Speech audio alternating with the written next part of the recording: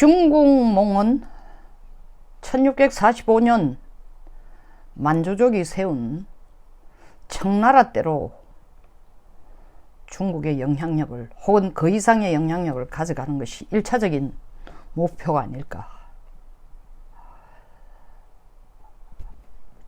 1645년 건설해서 1895년 청일전쟁에서 지고 청나라는 사라졌습니다. 중국의 마지막 제국이 사라진 거죠. 250년간 유지해왔는데 이 중국의 가슴 속에는 청나라가 아주 병약해지면서 자기들이 청나라 시대 때에 청나라가 사실 전 세계 GDP의 33%를 청나라가 생산했다고 합니다. 이런 청나라가 자기들이 가지고 있던 땅을 러시아, 일본, 유럽에게 차례차례로 부분적으로 다 뺏기죠. 그 기억을 생생하게 갖고 있습니다. 유럽이 뺏긴 것은 뭐 사실 이 아편 전쟁에 의해서 영국에 의해 가지고 네팔과 버마가 다 넘어가죠. 그리고 프랑스한테는 인도차이나가 넘어가고 일본에게는 대만과 조선 사할린을 다 뺏기고 러시아에게는 몽골, 아무리아, 우수리아 이 지역 영토들을 다 뺏깁니다. 그러다가 또 20세기 중반에 와가는 산둥반도와 만주까지도 일본에 잃게 됩니다. 이 19세기와 20세기 초에 당한 그 굴욕을 아직까지 그들의 뼛속 깊이 와신상담하면서 이걸 되찾겠다는 것이 시진핑의 꿈이에요. 먼저 최근 가장 눈에 드러나게 1대1로라는 이름 하에 돈과 노동력과 기술력을 쏟아붓는 나라가 파키스탄과 아프가니스탄입니다.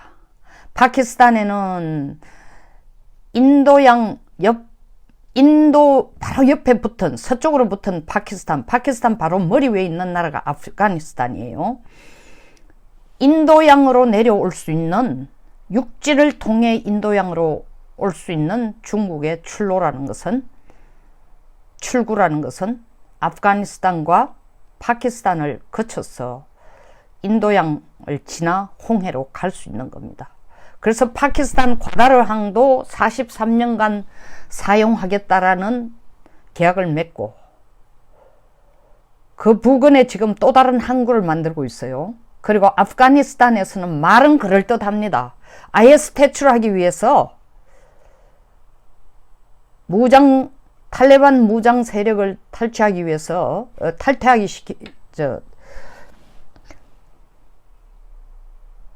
퇴치시키기 위해서 아프간에도 기지를 지금 만들고 있습니다. 사실 군사의 기지이기도 하지만 동시에 인도양에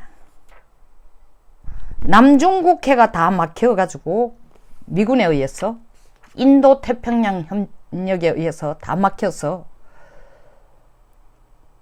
바다로 나갈 길이 완전히 중국으로서 막혔을 때는 파키스탄과 아프가니스탄에 지금 건설해주는 철도, 도로, 항만이 절대적으로 필요한 젖줄이 됩니다. 경제 젖줄이 되고 군사 안보의 젖줄이 되고 있습니다.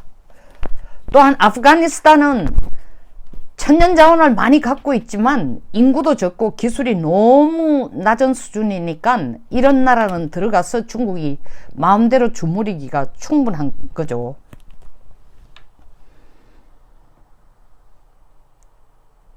다음으로 보면 동남아 지역이 허블나게 껍데기만 인구 한 6억 정도 되죠. 5.8억 정도 되는데 중국 인구의 한 반도 안 됩니다. 이 동남아 10수 개의 국가들이 사실 역사적으로 보면 베트남도 중국에게 1000년 동안 식민지를 당했습니다.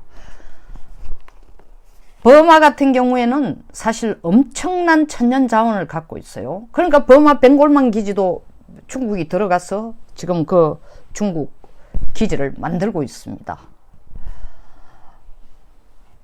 이런 베트남이 누구보다도 더 중국의 천년 지배를 받은 것뿐만 아니라 앞으로라도 중국에 의해서 침입당할까 너무나 두려워하기 때문에 베트남은 옛날 미국과 피 터지게 싸운 철천지 원수였지만 미국이 손을 내밀자 너무나 반가워하면서 덥석 손을 잡고 지금 경제적으로 안보적으로 아주 가까운 나라가 되고 있습니다.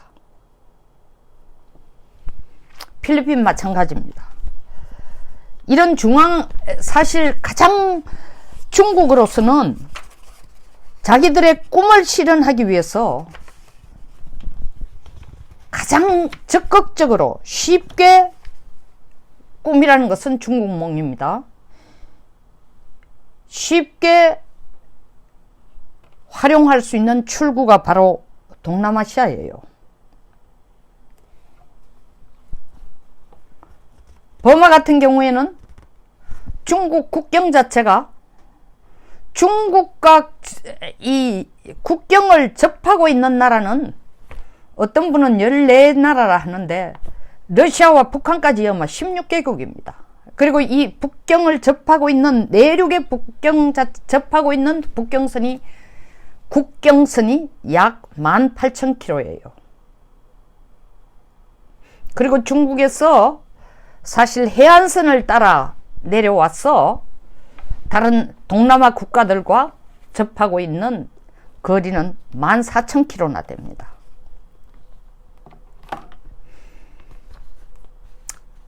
버마 같은 경우에는 특히 중국이 필요로 하는 금속이나 탄화수소, 천연자원을 굉장히 많이 보유하고 있지만 사실 버마는 군사적으로 강한 나라도 아니고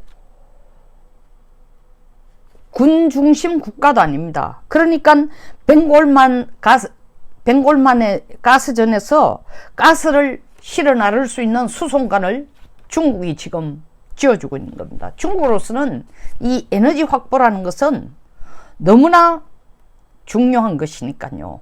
모든 국가가 전쟁의 야욕이 있거나 패권국이 되고 싶은 국가는 가장 먼저 확보해야 되는 게 에너지입니다.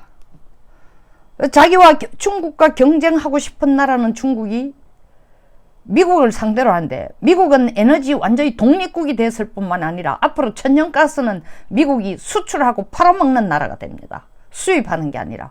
거기에 비해서 중국은 에너지 문제라는 것은 아주 절체절명의 중요한 아주 핵심적인 자기들 경제전략, 안보전략에서 필수 불가결한 요소이기 때문에 이런 에너지를 확보할 수 있는 채널이 있거나 에너지를 가지고 있는 국가에게는 미국은 민주주의라는 까다로운 입맛을 가지고 들어가지만 중국은 잡식성이에요.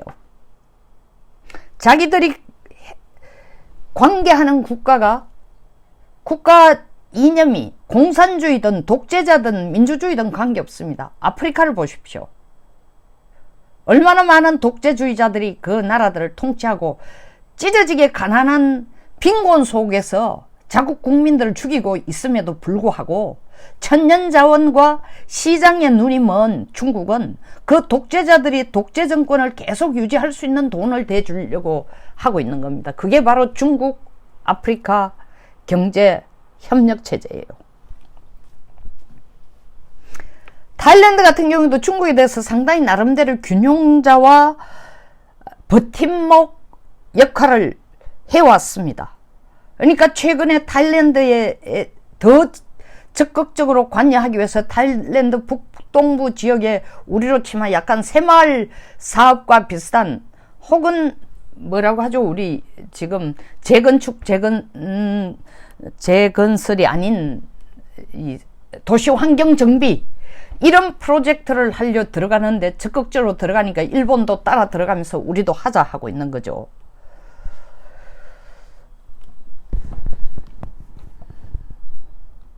말레이시아, 싱가포르 역시 싱가포르 인구의 77%가 중국인이에요. 14%가 말레이시아인인데도 언젠가 중국에 의해서 먹혀질지 모른다고 불안해하기 때문에 싱가포르는 미국과 항상 군사훈련을 같이 하려고 하고, 또한 동시에 미국이 추천해주는 미국과 혹은 함께하는 대만과의 군사훈련 관계를 계속 유지하고 있는 겁니다.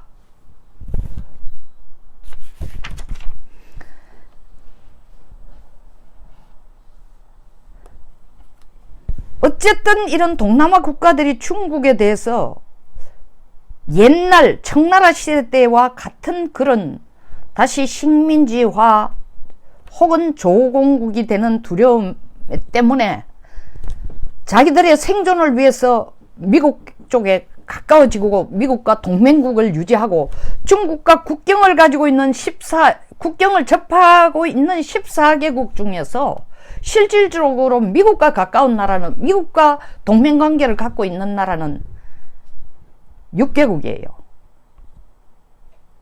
그리고 지금 중국, 미국 양쪽 다 관련하는 나라, 그리고 중국과 동맹관계를 또 긴밀한 동맹관계를 갖고 있는 나라 또 6개국이에요.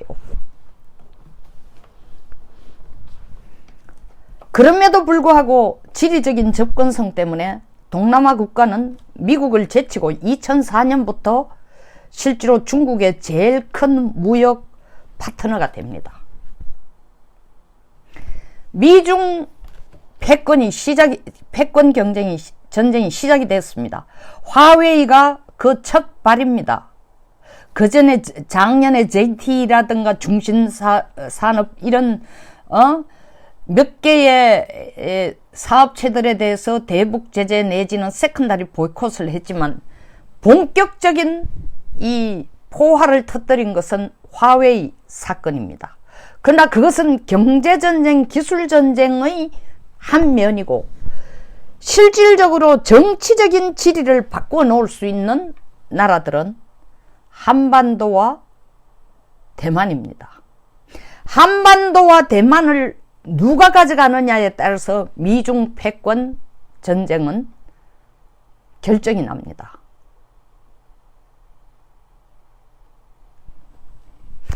한반도의 경우는 북한 때문에 그렇습니다. 물론 한국은 중국과의 무역 파트너, 가장 큰 무역 파트너지만, 그것은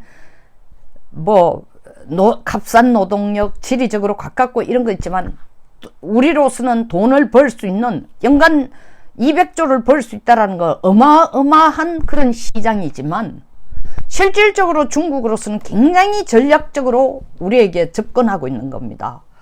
중국이 한국에 접근하는 것은 대만에 접근하는 것보다 훨씬 더 쉽죠.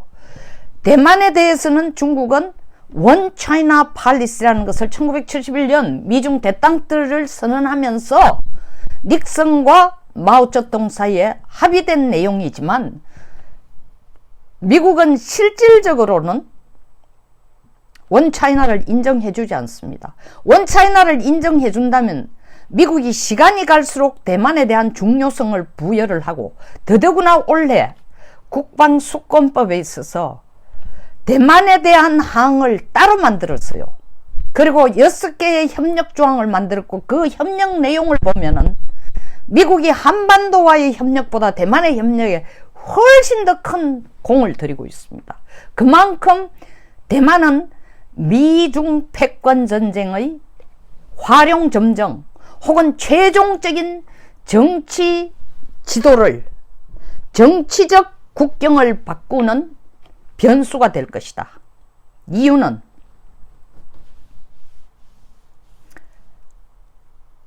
이 대만 문제를 접근하는 방법이 중국과 미국이 너무 다르다는 겁니다. 중국은 대만 문제를 다루는 것이 자기의 경제적인 이익, 모든 중국인들의 이익을 위해서라도 통일이 필요하다라는 경제적인 이점에서 가장 먼저 접근을 하고 있습니다. 그러나 미국이 보는 대만에 대한 시각은 민주주의 관점으로, 상당히 도덕적이고 민주주의적인 관점으로 대만을 보고 있습니다. 미국의 세계 전략이라는 것은 전 세계를 자유시장 경제, 자유민주주의 체제로 바꾸는 것이 가장 살기 좋은 세상이 되는 거고, 전쟁도 가장 적어지고 건설적인 경쟁이 가능한 상태가 된다. 그러니까 평화를 유지하기 위해서는 더 많은 국가를 자유시장 경제, 자유민주주의 체제화해야 한다는 것이 미국의 세계 전략의 기본이에요. 그러니까 미국의 시각으로서는 대만을 민주주의 국가라는 민주주의 관점으로 볼 때에 대만을 민주주의의 발판으로 만들어서 원 차이나 팔리시 하면 결국 중국까지도 민주주의를 만드는 것이 미국의 엄청난, 중국으로 보면 참 택도 없는 얘기지만 미국의 엄청난 전략이에요. 메가드 장군은 대만을 침몰시킬 수 없는 항공모함이라고 얘기했어요. 침몰시킬 수 없는 항공모함. 중국 연안에 자리한 침몰시킬 수 없는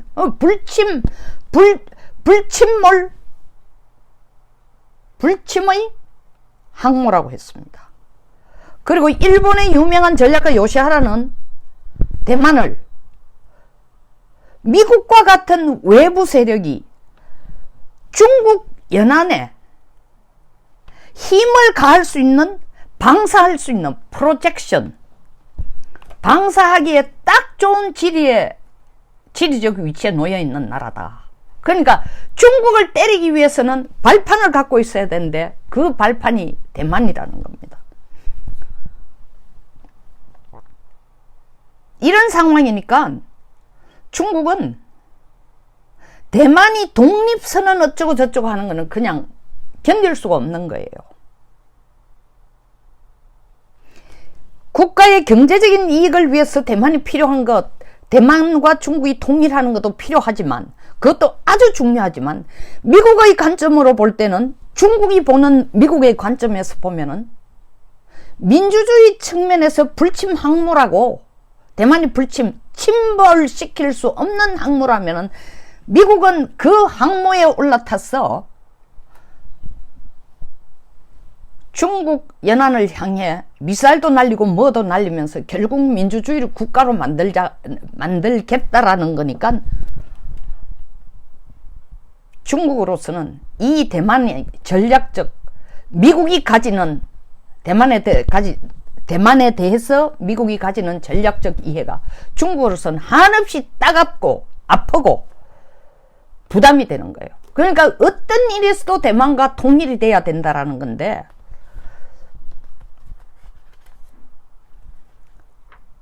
대만과 통일이 되도록 하기 위해서 중국이 지금 벌리고 있는 이 전략이 뭐냐 하면은 제일도련선이라는 걸, 도자, 섬도자입니다. 연결할 연. 섬과 섬을 연결하는 선이라 해서 저 홋카이도에서부터 시작해서 극동지역에서 홋카이도를 통해서 내려와서 대만을 지나 남중국해까지 연결하는 이 제일도련선을 그려놓고 있어요. 이 제일도련선 안은 중국의 관할권이다. 때문에 여기는 AAAD, 다시 말하면 Anti-Access Aerial Denial, 다른 국가 절대로 가까이 올 수도, 그리고 근접해서도 안 되는 나라다, 안 되는 지역이다라고 꺼놓은 것이 중국의 제일도련선 내에 가지고 있는 그들의 전략입니다. 이 전략을 만들어 놔놓고 사실 이 전략 안에 들어오는 해남을 보면은 밑쪽에 있죠. 쭉 내려와서 하이난섬에 중국 최대의 잠수함 기지를 만들어 놨어요. 20기의 핵잠수함, 디젤 전기 잠수함, 20척이 들어갈 수 있도록 지하 대피소를 만들어 놓고 해군 기지를 건설하고 있습니다. 그리고 동시에 중국 영토와 인도양 사이에 있는 모든 연안 국가들에게 군사 원조를 제공하겠다고 하고 있어요. 그리고 태평양과 인도양의 항구 시설 및 그리고 밖에 지나가는 바다를 지나가는 해양을 지나가는 군함이나 잠수함들의 움직임을 추정할 수 있는 초소들을 전부 세우고 있습니다. 그리고 신예 무기를 전부 다 여기다 배치해 두고 있어요. 이렇게 대만을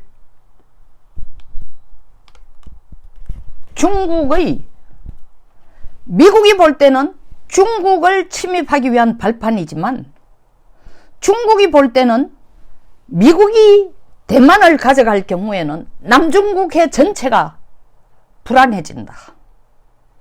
다시 말하면 남중국해를 지키는 것이 제일 도련선 전략이고, 제일 도련선 전략을 제대로 지키기 위해서 남중국해에 있는 7개의 섬을 전부 인공섬으로 만들어서 시멘트를 바르고 부어넣고 해가 조그마한 바위 하나 위에다가 전부 다 시설물을 올려가지고 진짜 사람이 살고 자연섬처럼 만들어가지고, 자연섬이면 영토죠.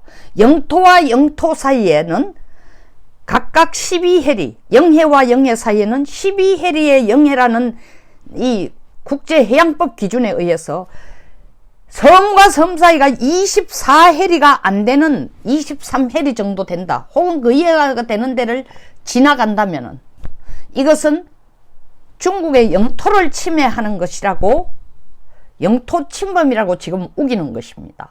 그럼 미국은 뭐라고 얘기하냐면 말도 안 되는 소리 하지 마라. 진짜 섬도 아닌걸. 시멘트 발라가 너 시설물 만들어 놔놓고 여기 못 지나가도록 하는 게, 여기는 동네로 치면은 골목길이야. 누구든 다 지나갈 수 있는 건데 왜 네 영토라고 이 쓸데없는 소리 하냐. 그러니까 프리덤 오브 내비게이션 오퍼레이션, 항해의 자유는 다 있는 거야 하고 자꾸 미국은 지나다니고 있습니다. 그럴 때마다 중국은 더 큰 무기들을 이 지역에다가 배치하고 감시를 하고, 미국은 대만을 인도 태평양 협력의 핵심 부분으로 대만을 지금 끼얹고 있습니다. 한반도보다 훨씬 더 중요시.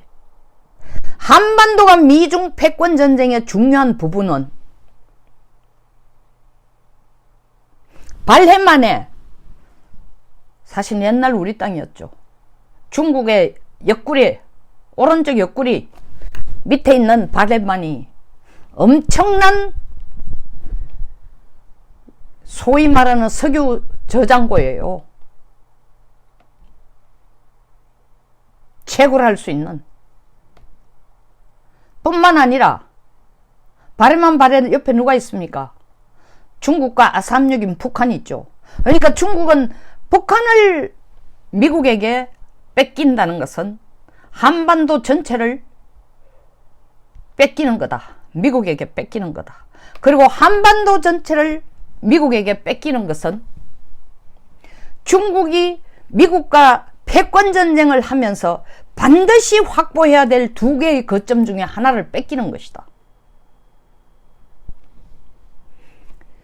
북한 핵무기의 위협 때문에 중국이 북한을 도우는 거 아닙니다. 김일성이 이뻐서가 아니고 김정일이 이뻐서도 아니고 김정은하고 뜻이 같기 때문도 아니에요. 순수한 중국의 자국의 이익 때문이에요.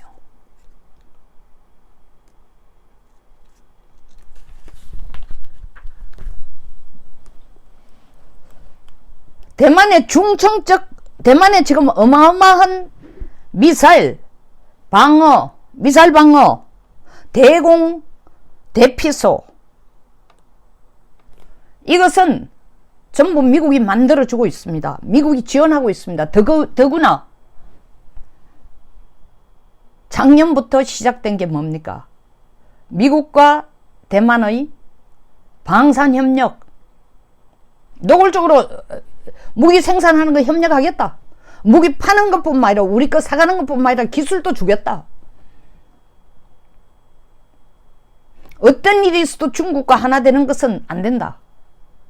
그럼에도 불구하고 대만은 실질적으로 대중이라는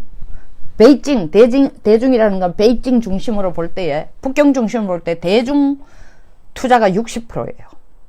그러니까 경제적으로 보면 완전히 중국과 한나라, 원차이나로 되어 있지만, 대만이라는 국가는 중국식의 공산주의에 자기들이 들어가지 않겠다라는 거. 공산주의하고 싸우다가 그 전쟁에서 지고 나와서 따로 나라를 만들고 자리를 차지해서 건설해서 지금까지 유지해오고 있는 게 대만입니다. 장개석이 그 전쟁에서 진 사람들 중에서 200만, 가장 머리가 뛰어나고 돈이 많고 훌륭한 군인들만 200만 데리고 온 것이 타이완이에요. 포모사, 타이베이입니다. 그러니까 일전에 제가 한번 얘기했지만 대만에 가서 보면요, 선거를 할 때에 타이난, 대남 지역에, 가오슝이나 이런 대남 지역에 가가지고 독립이니 뭐 통일이니 이런 얘기 하면은 아주 히스테리컬하게 반응해요. 독립? 우린 처음부터 대만이야. 중국하고 아무 관계없어. 통일? 중국이 뭔데 우리하고 통일이야. 무슨 원차이나야. 그러니까 그 지역에는 선거의 핵심 이슈가 대만 내부의 문제를 얘기 안 하고 만약에 중국 본토와 통일이 어쩌고 저쩌고 하면 그 표 다 잃는 거예요. 굉장히 강해요. 철두철미해요. 대만은 대만으로서의 존재를 하되 미국이 지원해주면은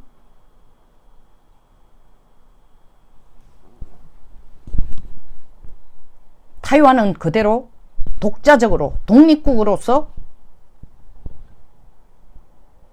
존재하겠다는 겁니다.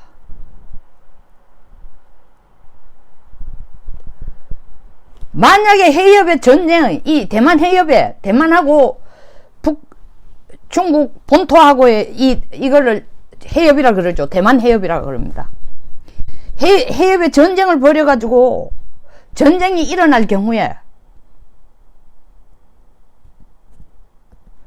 미국과 대만은 한편이 될 겁니다. 한편이 되면서 미국은 중국으로 하여금 도저히 미국을 따라올 수 없을 정도로 감당하기 어려운 비싼 전쟁을 하도록 유도를 할 거예요. 그러면 중국이 그 전쟁에 대해서 상당히 심사숙고합니다. 이라크 전쟁 보세요. 돈 전쟁이거든요, 사실. 이제는 사람 숫자 죽는 게 중요한 거 아닙니다. 이라크 전쟁 나중에 사병들이 죽음까지 다 합치면 몰라도 실질적으로 2003년 3월 19일 날 시작해서 5월 9일 에? 이라크의 민병제들이 항복을 선언한 후세인의 동상을 끌어내린 동상의 목을 끌어내린 그날 5월 9일까지 불과 6주 전쟁 동안 실제로 죽은 미군 병사의 숫자가 100명이 안 돼요. 지금 전쟁은 사람 목숨 전쟁이 아닙니다. 그러니까 돈 전쟁이에요. 그러니까 어마어마하게 비싼 장비를 갖다 였고 중국이 도저히 그 값비싼 전쟁을 맞서서 할 수 없을 정도로 만들면은 중국은 미국과 전쟁하는 거로 하는 것을 대만을 뺏어오기, 자기 편으로 끌고 오기 위해서 미국과 전쟁하는 것을 굉장히 망설일 거라는 거죠. 그럼 미국의 전략은 대만이 실질적으로, 법적으로는 아니지만 기능적으로 독립 상태를 계속 유지해 올 수 있도록 끌어가면서 어느 시점에 가서 중국이 자유중국, 어느 시점, 그거는 막연한 스토리는 아니죠. 중국이란 나라가 지금 보세요. 저쪽 동카자키스탄 쪽에 있는 투르키스탄, 카자키스탄 아니라 투르키스탄 쪽에 있는 신장 위구르는 그 사람은 중국 사람 아니야. 중동 사람들 기질하고 똑같아. 그리고 믿는 종교도 불교가 아니에요. 불교나 유교가 아니라고. 이슬람 사람들이 이슬람식 사고 이슬람 종교. 티베트 티벳도 중국 아니에요. 몽골, 내몽고 다 다릅니다. 이런 소수민족들에 의해서 중국이 분할될 가능성이 있다는 얘기는 많이 하고 있죠.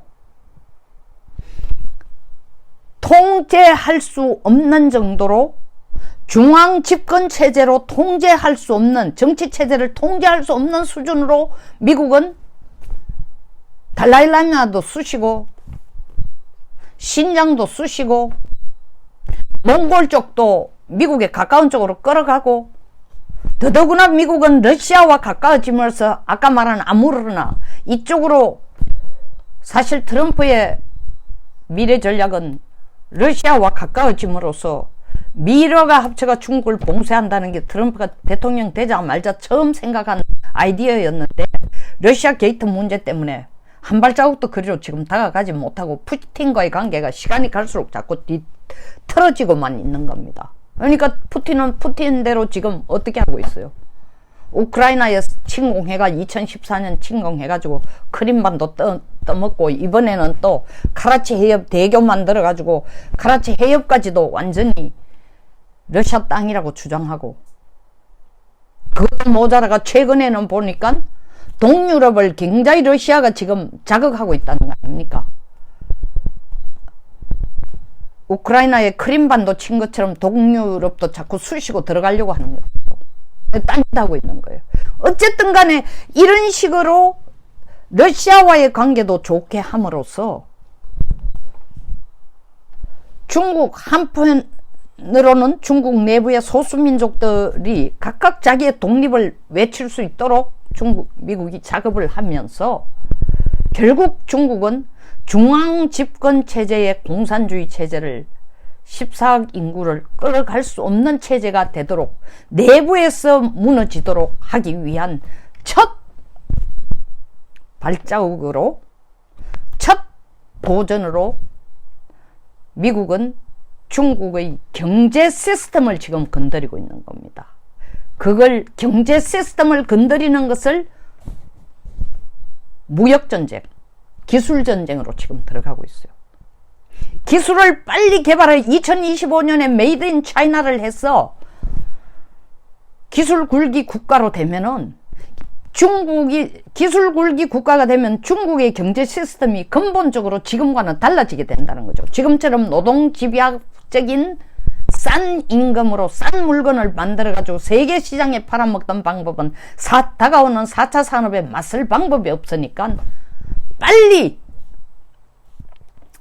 기술 개발이 필요하다는 것은 중국이 느끼고 있는 겁니다. 중국 전체의 경작지가 7%밖에 안 돼요. 7%의 경작지로 14억의 인구를 먹여 살리고 있습니다. 7%의 경작지로 14억의 인구를 먹여 살린다는 건 실질적으로 단순하게 경작만으로 먹여 살리는 게 아니라 물건 만들어 지금 팔았는 거예요. 근데 그 물건 만들어 파는 방법이, 중국의 경제가 60% 이상이 관영 기업이에요. 중국 국가가 가지고 있는 부예요. 중국 국가가 가지고 있는 부이다가 보니까 이 부가 진짜 부가 아니고 필요할 때마다 돈 찍어내고 돈 빌려가 그 돈 가지고 또 투자하고 빌려가지고 또 투자하고, 사실은 막상 뚜껑을 열어보면 가지고 있는 자산보다도 빚이 3배나 더 많은 상황이 된 게 지금 중국의 상황이 된 거예요. 그러니까 미국은 이 타이밍을 놓치지 않고 경제 시스템을 기술 굴기로 가지 못하게 하는 게 바로 그들이 달리려고 하는 말다리를 자르는 것과 같다고 생각해서 기술 굴기에 딴지를 거는 겁니다. 그 기술 굴기에 대표적으로 나오는 것들이 뭐냐? GTE나 아니면 화웨이처럼 전 세계의 기술 시장을, 통신 장비나 이런 것들 기술 시장을 아주 빠른 속도로 선점해 가는 것을 전부 다리 자르자는 작전이에요. 그렇게 하면서 안보적으로는 한반도에 있어서 북한 비핵화 문제에, 북한이 가지고 있는 핵탄두 20 몇 개, 40 몇 개가 두려워서 미국이 저 난리를 치는 게 아니라, 중국이 북한을 구슬려서 한반도를 친중국화 시키는 거에 대해서 미국은 결코 지켜볼 수가 없는 거예요.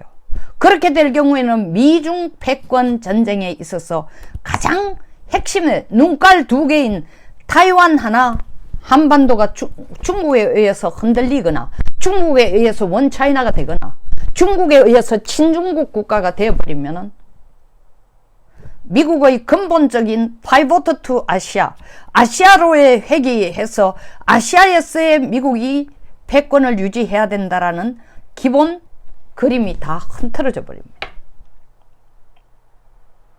그러니까 미국이 한반도에 관심을 가지고 그보다 더 큰 방향타로서 미국이 침몰하지 않는 항공모함으로 붙들고 앉아서 거기에서 조타수가 돼서 남중국해 전체에 중국이 마음대로 활동할 수 있는 길을 막도록 하는 것이 바로 미중 패권의 미국적 승리의 사인이에요. 그렇게 하기 위해서는 대만을 미국이 무조건 잡아야 되는 거예요.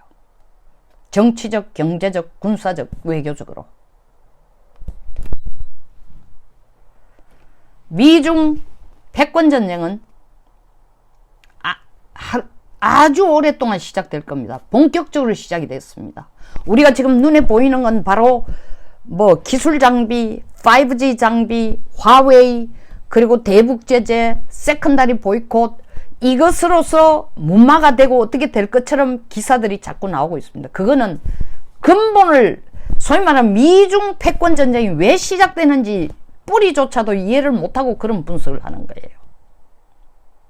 궁극적으로 미중 패권 전쟁은 한반도의 정치적인 지도, 대만의 정치적인 지도를 누가 장악하느냐에 딸려서 미중 패권 전쟁의 결론이 나게 돼 있는 겁니다. 여기서 마치겠습니다. 좀 어려운 얘기였습니다. 그러나 지금 계속 무역, 차 관세가 얼마, 자동차 관세가 얼마, 그리고 콩을 2억 톤 판다, 중국이 사간다. 그거로 끝날 문제가 절대 아닙니다. 총칼로 안 싸울 뿐이지 중국 역시 말은 AAAD, 소위 말하는 Anti-Access Aerial Denial 이라는 반접근 거부 전략을 쓰면서 그 이름 하에 진짜 쓸지 안 쓸지는 모르지만 어마어마한 무기를 지금 사들이고 개발하고 있는 겁니다. 만에 하나라도 남중국해에서 미국과 전쟁할 가능성까지 대비하고 있습니다. 미국 역시 그 가능성을 충분히 염두에 두고 있기 때문에 미국이 이 전쟁에서 전쟁을 하지 않고 중국으로 하여금 전쟁의 의지를 꺾게 하는 방법은 어마무시한 능력과 무기 능력, 무기 체계와 능력으로 중국으로 하여금 전쟁을 하지 않고 결국 미국에 굴복하도록 하기 위해서 그 남중국해 중국이 그렇게 열을 내도 미국이 계속 들랑거리고 올해만 해도 그랬죠. 일본도 그 지나가는 훈련 시켰죠. 대만도 지나가는 훈련 시켰죠. 베트남도 지나가는 훈련 시켰죠.